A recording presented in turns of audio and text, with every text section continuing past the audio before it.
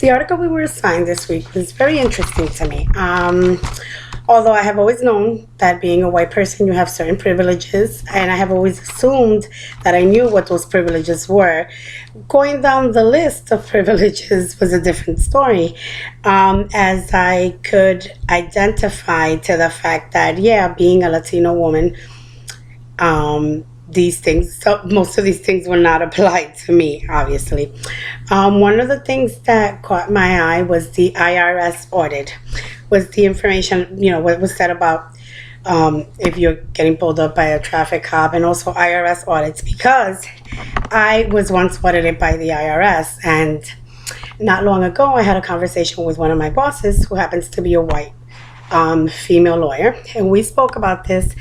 And she said to me, well, the IRS once tried to do that to me, but they made a mistake.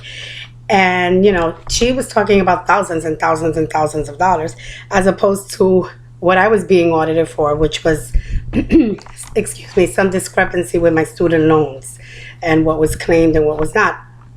So I found it a little weird that it took literally years for them to clear my thing up, and hers was done like right away.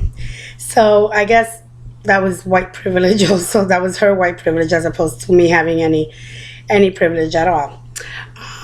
Also, the fact that you can assume that your neighbors are going to be nice to you in certain areas just because of your race and whatnot is a little disturbing, because we are living in a society now that is so diverse that you should be able to move wherever you want and expect your neighbors. They don't have to actually be your best friends, but you would expect them to be courteous to you just as you would be to them. So I had a little bit of an issue with that. I think that now, personally, I was born in New York. I'm from Dominican parents, and I was raised in New Jersey. Fortunately for me, I was not exposed to racism until I was older, due to the fact that all of us were minorities. We all lived in the same building. We were all either Dominican, Puerto Rican, Cuban, blacks. I was not raised with anyone that was purely white or lived in a white neighborhood.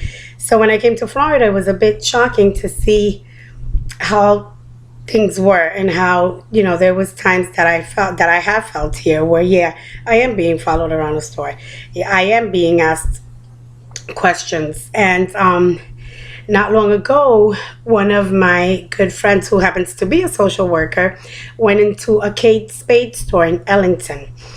And she was telling me about how she went into the store with her daughter. They went all around the store and were at the store for approximately 10 minutes looking around, while no one asked them, can I help you? They just kind of followed them around.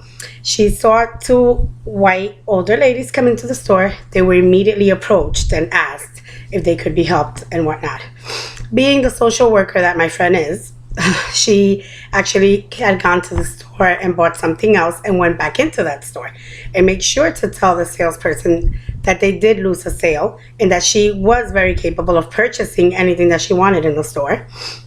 But because of their lack of, I don't want to say education, but just because of their attitudes, for lack of a better word, they lost the sale. And maybe it didn't mean anything to them, but it did mean a lot to my friend to be able to go back there and say that. And I think that's something that I would have done also. I think that, yes, we should use our education to teach our children that, yes, there's privileges that are going to be there no matter what. We're not going to be able to change that. But what we can change is our attitude. And we can teach our children, we can teach the people that we come in contact with, that you don't necessarily have to accept these things. You can make small changes. When you make small changes in yourself, you're able to also get other people to change. For example, I know that being Dominican, being of Spanish descent and Latino, we have instances in our country, in Dominican Republic, where it's all about economic status. There is places where, because you have a certain last name, or because someone knows that you are privileged in some way, you're able to you're able to enter easily. They'll treat you a different way. And that happens a lot, in our culture. but we we can teach our children that that doesn't necessarily have to affect the way you see other people. Yes, some people will take the privileges to their advantages, but there will also be people that will use them to help others and to say, I, as a white person, think this is wrong and think that we should treat other people fairly. And if we are able to get enough people to do that and able to educate our children and ourselves enough to be the bigger person and to try to teach people when we encounter these situations, someone walking around behind you in a store and you do tell them, you've already asked me if I need help. I don't. I will make sure to let you know if I do. Or if there's a problem with me being in the store, would you like to tell me? Or do you feel that I am intimidating you in some way? Sometimes when you approach people directly like that, they'll either be shocked or they'll tell you what's going on. And then you're able to talk to them. And sometimes the situation doesn't work and you just have to walk out of the store. I know I've done it when I feel uncomfortable. I refuse to buy somewhere where you're looking at me differently because at the end of the day, you're benefiting from my money. So I'm not going to do it. The survey was also very interesting that I took. I got a score of 12, which I didn't expect to get anything more. And according to the score, many obstacles will be put in place that will interfere with me getting the things required to have what society considers a good life. After a certain age, I think that it's not about what society considers you to have a good life, but what you consider to have a good life. And I know that there'll be many obstacles because I've had some before. Like I said, moving to Florida was a real eye-opener for me, but I also love that I am here with different people and that my children are able to be exposed to all different kinds of things. I think I was more secluded because I lived in a neighborhood where we were all quote-unquote the same. My children get to experience things, some good, some bad, but it's a part of life. And I hope that with what I'm learning, I'm able to educate people. I'm able to go into this field with an open mind, knowing that everyone has always been the same to me, and that's not going to change.